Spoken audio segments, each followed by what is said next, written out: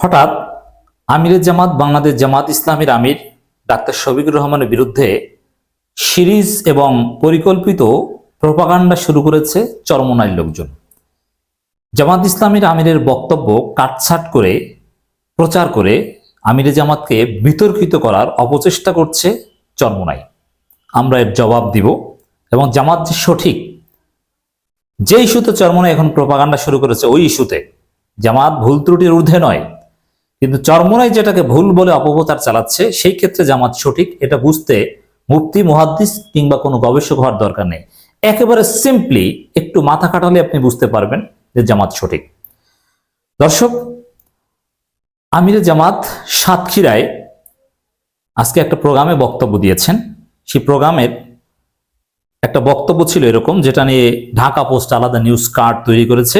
ওইটাকেই Charmonai doctor Shafiqur রহমানকে সমালোচনার লক্ষ্যবস্তু বানিয়েছে।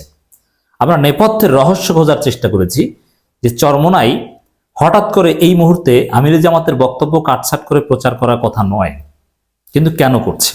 আমরা আসছি সেদিকে। আগে দেখি ডাক্তার শফিকুর রহমান কি বলেছেন আর চরমোনাই কি বলছে। মহানবী সাল্লাল্লাহু আলাইহি সাল্লাম সর্বোচ্চ ঝুঁকিপূর্ণ কাজেও নারীদের যুক্ত করেছেন, যুদ্ধক্ষেত্রেও নারীদের যুক্ত করেছেন। তাই আমরা তাদের আটকে রাখার কে? তারা সামর্থ্য অনুযায়ী দেশের জন্য আত্মনিয়োগ করবে। তাদের পোশাক নিয়ে আমরা বাধ্য করব না, তারা ইচ্ছা মতো পোশাক পরতে পারবে। ডাক্তার শফিকুর রহমান, এই বক্তব্যে আপনি কি ভুল দেখলেন? তারপরও আমরা চরমোনাইয়ের অভিযোগের আলোকে পয়েন্ট টু পয়েন্ট বিশ্লেষণ করব। কিন্তু তার আগে তারা কেন সমালোচনা করছে, বক্তব্যকে অপব্যাখ্যা করার চেষ্টা করছে, আমরা সেটা দেখার চেষ্টা করব। চরমোনাইয়ের লোকজন ঢালাওভাবে তাদের ছাত্র আন্দোলনের সাবেক সভাপতিরা, তাদের আলেম ওলামারা, ওলামা মাশায়েখ আইম্মা পরিষদের নেতারা, বিশেষ করে রেজাউল করিম আবরার পোস্ট দিয়েছেন। সবার পোস্ট একই রকমের, একই সুরে পোস্ট দিচ্ছে এবং বোঝা যায় এটা শাইখ চরমোনাই বা চরমোনাইয়ের ঊর্ধ্বতন কর্তৃপক্ষের নির্দেশেই চরমোনাইয়ের সোশ্যাল মিডিয়ায় যারা একটু সেলিব্রিটি তারা একই সুরে একই সেন্টেন্সে প্রচারণা চালাচ্ছে, যেটা অন্য কোনো ইসলামপন্থী অন্য কেউ আপত্তি করেনি, কিন্তু চরমোনাইয়ের লোকজন আপত্তি করছে। Mind it. কি লিখছে তারা? মডারেট ইসলাম প্রমোট করছেন, আমরা বুক টান করে দাঁড়িয়ে যাব ইনশাল্লাহ, সমুদ্রে ফেনার মতো ভাসিয়ে দিব বিইজনিল্লাহ। এর মানে আমিরে জামাতের যে থিওরি থট এগুলোকে প্রচার করতে দেওয়া হবে না, তারা বুক টান করে দাঁড়িয়ে যাবে, এই করবে সেই করবে, এক প্রকার হুমকি। এখন আমিরে জামাত যে বক্তব্য দিয়েছেন, যেটা আপনাদের শোনালাম, এটা নাকি মডারেট ইসলামের প্রমোট। এই অভিযোগ চরমোনাইয়ের দায়িত্বশীল লোকজন থেকে ধারাবাহিকভাবে করা হচ্ছে। জামাতের লোকজন জবাব দেওয়ারও চেষ্টা করছে। তো দর্শক, প্রথমেই বলিনি যে আমিরে জামাত ভুলের ঊর্ধ্বে নয়, তিনি ভুল ভ্রান্তি করতেই পারেন।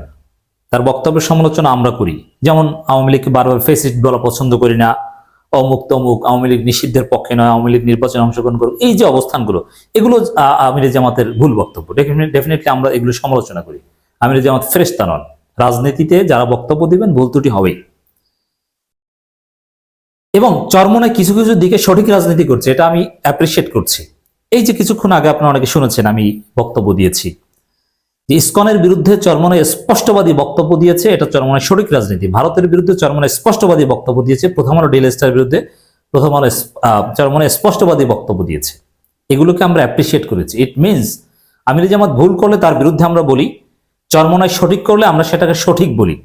অনেক ক্ষেত্রে জামাতের চাইতে চরমোনাইকে ভালো হিসেবে উপস্থাপন করি, যেমন ইসকন ইস্যুতে জামাতের চাইতে চরমোনাইয়ের রাজনীতিটা বেশি গণমুখী এবং সঠিক, আমি নিজে বলেছি। তাই বলে আপনি আমিরে জামাতের সঠিক বক্তব্যকে অপব্যাখ্যা করবেন রাজনৈতিক উদ্দেশ্যে, এটা হতে দেওয়া যায় না। এবার আসি, কেন চরমোনাই হঠাৎ খেপল।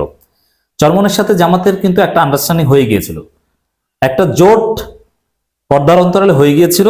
জাস্ট নির্বাচনের তফসিল ঘোষণা করলে আনুষ্ঠানিকভাবে তারা জোট করত। কিন্তু এর মধ্যে রাজনীতিতে অনেক সমীকরণ হয়েছে, বিএনপি জামাত কাছাকাছি গিয়েছে এবং চরমোনাই জামাত দূরত্ব তৈরি হয়েছে, যার ফলে চরমোনাই বার্ষিক মাহফিলের যে সুধী সম্মেলন ও জামাতের উল্লেখযোগ্য কাউকে আমি দেখিনি। তো দর্শক, এই যে চরমোনাই জামাত সম্পর্ক হয়ে আবার একটু অবনতি, জোট মোটামুটি ফাইনাল হয়ে আবার দূরত্ব তৈরি হওয়া, এই জিনিসটা চরমোনাইকে রাগান্বিত করেছে। এই জন্য চরমোনাই ওত পেতে বসেছিল যে কোন বক্তব্যটা নিয়ে টুইস্ট করা যায়। অতএব বক্তব্য একটা পেয়েছে আর অপপ্রচার শুরু করে দিয়েছে। এটা একটা কারণ নেপথ্যে। আরেকটা কারণ হচ্ছে, দেখেন হাসিনা যতদিন ছিল চরমনাই কিন্তু রাজনীতিতে ভালোই প্রাসঙ্গিক ছিল। বিএনপিও চরমনাইয়ের পিছনে ঘুরতো, আওয়ামী লীগও চরমনাইকে গুরুত্ব দিত। আওয়ামী লীগের টার্গেট ছিল চরমনাই যেন বিএনপির সাথে জোট না করে, এবং বিএনপি চাইতো চরমনাই যেন তাদের সাথে আসে, এবং তারা অনেক সুন্দরভাবে কাজ করতো। শিক্ষা প্রতিষ্ঠানে তাদের লোকজন, ছাত্ররা কাজ করছে, ভালোই ছিল, যথেষ্ট গুরুত্ব পেত রাজনীতিতে। অনেক ক্ষেত্রে চরমনাই কিছু লোকজন তো জামাতের চাইতেও বড় বলে তারা দাবি করত। কিন্তু হাসিনার পালানোর পরে কি হয়েছে, চরমনাই গুরুত্ব হারিয়ে ফেলেছে। শিক্ষা প্রতিষ্ঠানগুলোতে সব জায়গায় শিবির আর শিবির, রাস্তাঘাট, হাটে বাজারে সব জায়গায় জামাত আর জামাত, মিডিয়ায় জামাত জামাত, শিবির শিবির, চরমনাইয়ের কোনো অস্তিত্ব নেই। এমনকি বড় বড় রিসার্চ ফার্ম, বিভিন্ন প্রতিষ্ঠান সার্ভে করে যে নির্বাচন হলে, এখনো নির্বাচন হলে আপনি কাকে ভোট দিবেন, সেখানে বিএনপি, আওয়ামী লীগ থাকে, জামাত ইসলামী থাকে, শিক্ষার্থীদের সম্ভাব্য নতুন দল থাকে, কিন্তু চরমনাই থাকেই না। এর মানে চরমনাই কোনো আলোচ্য বিষয় না, 1% ভোটের মধ্যে পড়ে না। এভাবে ট্রিট হচ্ছে রাজনীতিতে। হাসিনা পালানোর পর চরমনাইয়ের রাজনৈতিক গুরুত্ব যথেষ্ট কমে গিয়েছে।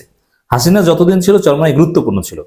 এই যে রাজনীতি, এবং আমি এটা অনেক আগেই বলেছিলাম যে শিবির যখন ক্যাম্পাসে ওপেন কাজ করা শুরু করবে, তখন চরমনাইয়ের যে একটা ছাত্র সংগঠন আছে, এটা কলেজ বিশ্ববিদ্যালয় সেটা জানবেই না অটোমেটিক্যালি। এতে কোনো ষড়যন্ত্র বা কিছু দরকার নেই।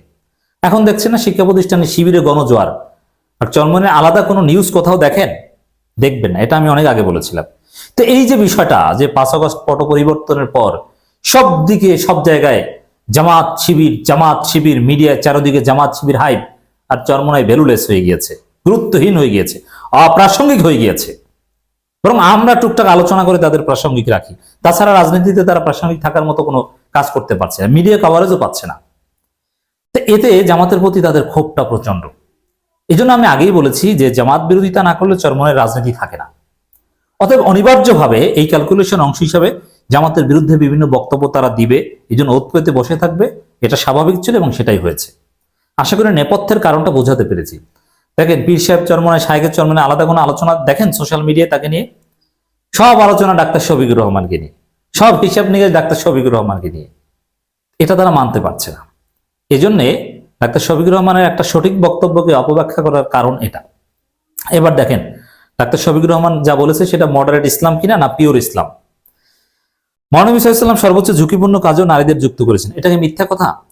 দলিল দিয়েছেন ডাক্তার শফিকুর রহমান, যুদ্ধক্ষেত্রে নারীদের যুক্ত করেছেন। সর্বোচ্চ ঝুঁকিপূর্ণ কাজের একটা হচ্ছে যুদ্ধ। সেখানে যুদ্ধ নারীরা পার্টিসিপেট করতো, আল্লাহ রাসূল নিজে স্ত্রীদের নিয়ে যেতেন। এটাকে অস্বীকার করার বা এটা কি কোনো দলিল দেওয়া দরকার আছে নতুন ভাবে? সহজ কথা।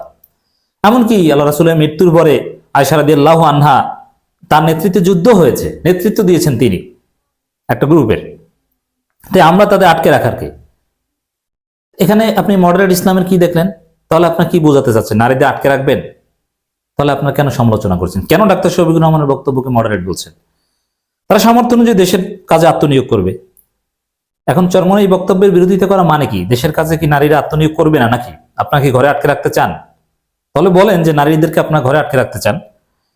তাদের পোশাক নিয়ে আমরা বাধ্য করব না, তারা ইচ্ছা মতো পোশাক পরতে পারবে, এই বক্তব্যটাকেই বেসিক্যালি ধরেছে। আচ্ছা, চরমনাই ভাইয়ের কি মনে করেন যে নারীদেরকে কি বিশেষ পোশাক পরতে আপনারা বাধ্য করবেন?